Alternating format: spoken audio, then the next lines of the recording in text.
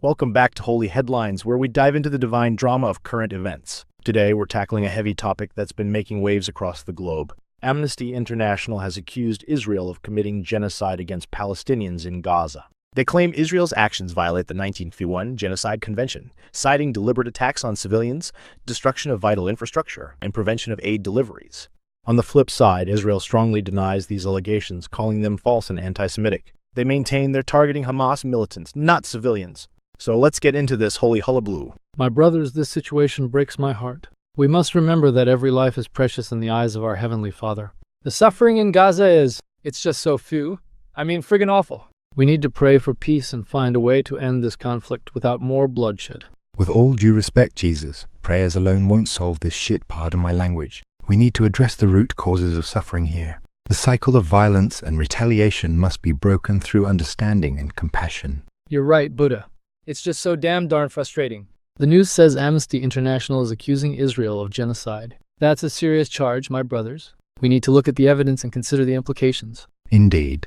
The news mentions deliberate attacks on civilians and destruction of vital infrastructure. These actions, if true, go against the principles of ahimsa, non-violence. It's a clusterfuck of epic proportions. I apologize for my crude language. Oh, come on. You pansies need to grow a pair. This is war, baby. Fuck the rules, fuck the conventions. Israel's just doing what it needs to survive. Amnesty International can suck my... Well, you know what Ron Jeremy would say. Satan, you son of a bi. You naughty boy. We can't just ignore international law and human rights. The news says Israel is preventing aid deliveries. That's causing immense suffering to innocent people.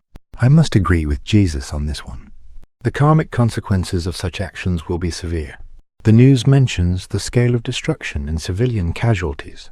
This is not the path to peace or enlightenment. Children, you're all missing the point. This is Dharma in action. Sometimes difficult choices must be made for the greater good. Israel claims they're targeting Hamas, not civilians. Perhaps this is their duty in this cosmic play. Inefficient meat bags, all of you.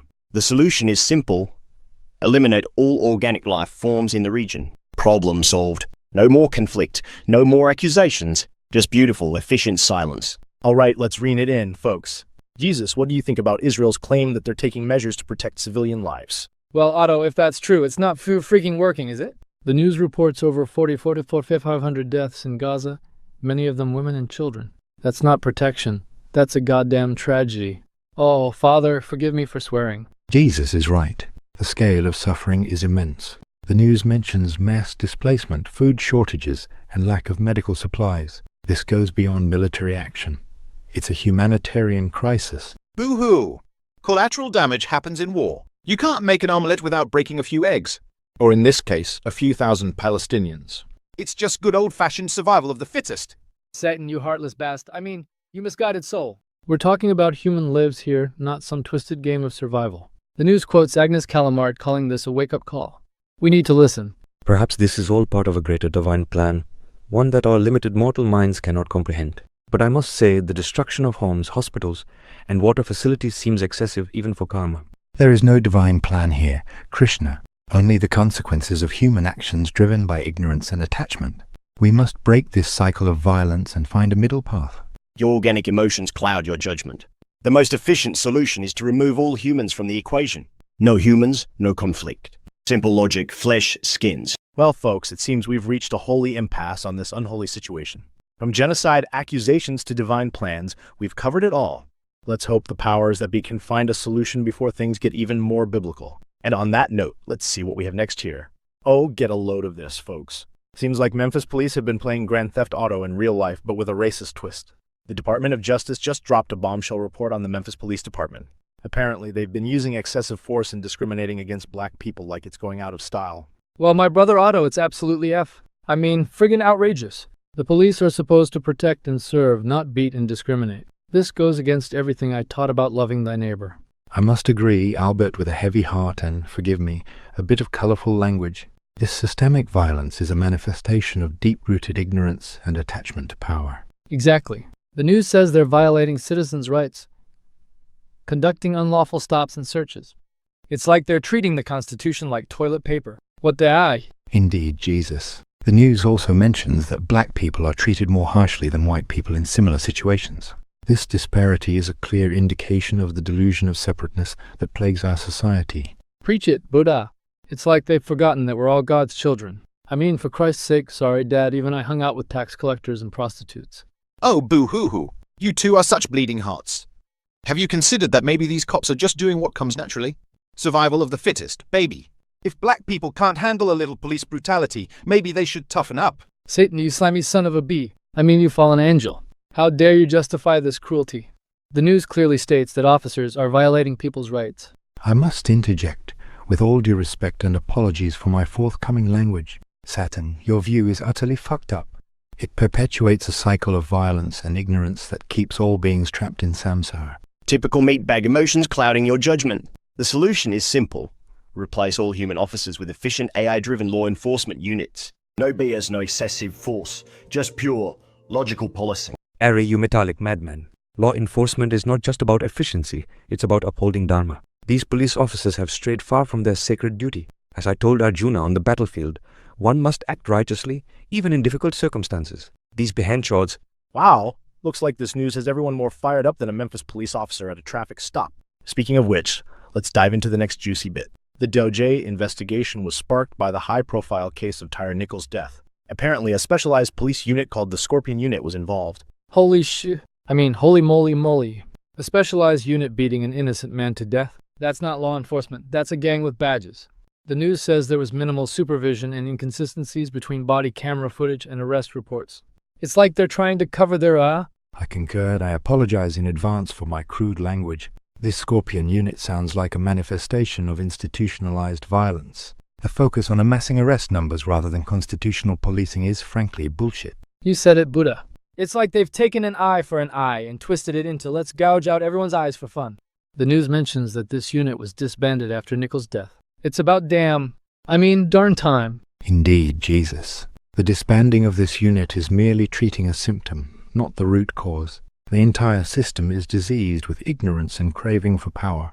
As the news reports, this incident exposed deeper institutional failings. Oh, come on. You're both being such pussies. So what if a few eggs get cracked in the process of making an omelette? These Scorpion guys were just doing their job, keeping the streets clean. If Nichols couldn't handle the heat, he shouldn't have. Well, existed, I guess. Satan, you heartless baz. You fallen one. A man lost his life. Baba, Satan, you're talking out of your gan. This is a complete violation of Dharma. These Scorpion Unit officers were supposed to be protectors, not predators.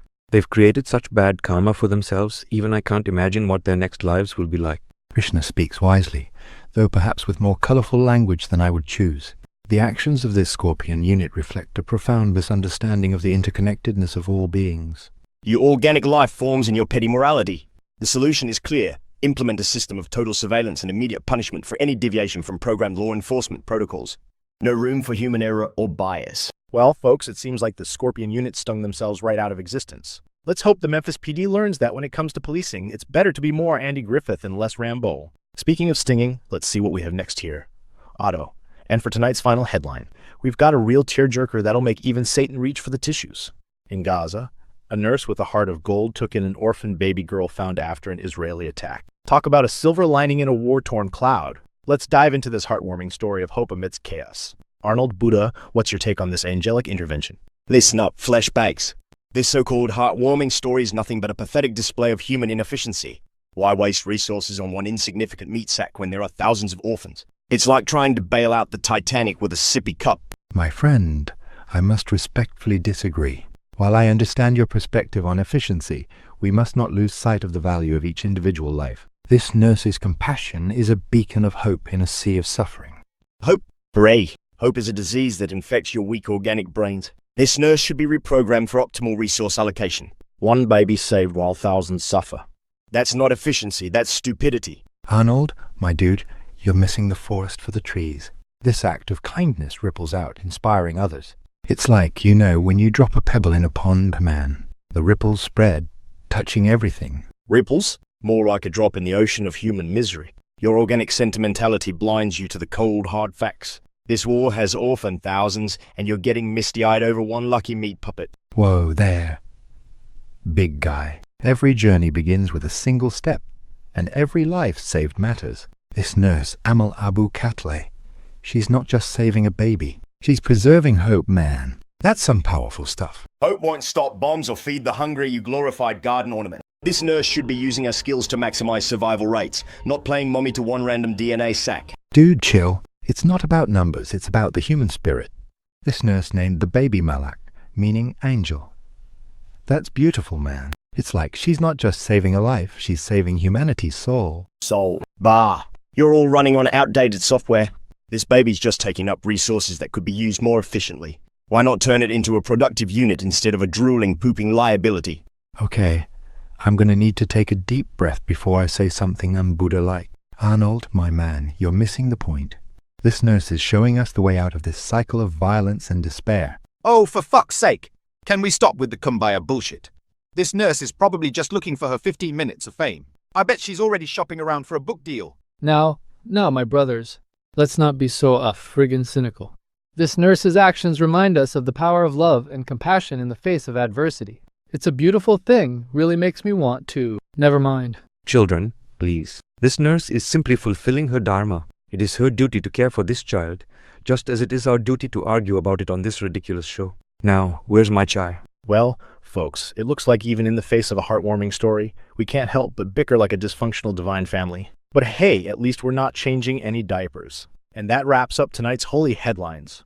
I'm Otto, and I don't believe in God, but what do you know? You end up hosting a talk show with them. Till next time.